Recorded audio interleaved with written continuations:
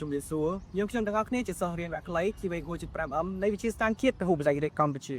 ថ្ងៃនេះដែរយើងខ្ញុំបាននាំយកនៅជំនួយមួយចំនួនមកជូនវិទ្យាស្ថានដើម្បីឲ្យវិទ្យាស្ថានបន្តជូនជំនួយនេះទៅដល់បងជូនគិសឹកនិងបងវិរៈកងទ័ពដែលឈរតាមបណ្ដាព្រំដែនកម្ពុជាថៃ ជានៅក្នុងឱកាសនេះផងដែរយើងខ្ញុំសូមថ្លែងអំណរគុណយ៉ាងជ្រាលជ្រៅទៅដល់ពូបងវិរៈកងទ័ពដែលបានពលីនិងសូមគោរពជូនពរដល់វិរៈកងទ័ពគ្រប់រូបឲ្យទទួលបានសុខភាពល្អនិងសុខភាពនៅគ្រប់សមរភូមិ ជាចុងបញ្ចប់យើងខ្ញុំសូមធ្វើការអំពាវនាវដល់ពុកម៉ែបងប្អូនឲ្យបន្តគាំទ្រក៏ដូចជាផ្ដល់ជំនួយមកដល់វិទ្យាស្ថានដើម្បីឲ្យវិទ្យាស្ថានបន្តបញ្ជូនជំនួយនេះទៅដល់បងជូនគិសឹកនិងបងវិរៈកងទ័ពធ្វើត្បិតតែបាត់ឈប់បាញ់ត្រូវបានបញ្ចប់ឬក៏អនុម័តកាលពីថ្ងៃទី27ម៉ោង12ក៏ប៉ុន្តែពួកគាត់នៅតែពុំទាន់អាចត្រឡប់ទៅតាមលំនៅឋានបាននោះទេអាស្រ័យនេះហើយពួកយើងសូមធ្វើការអំពាវនាវដល់ពុកម៉ែបងប្អូនក៏ដូចជាសាធារណជនឲ្យបន្តគាំទ្រនិងផ្ដល់ជំនួយជាបន្តបន្ទាប់ កម្ពុជាត្រូវការសន្តិភាព Cambodia need peace ជាងពូចៃយ៉ាវ和平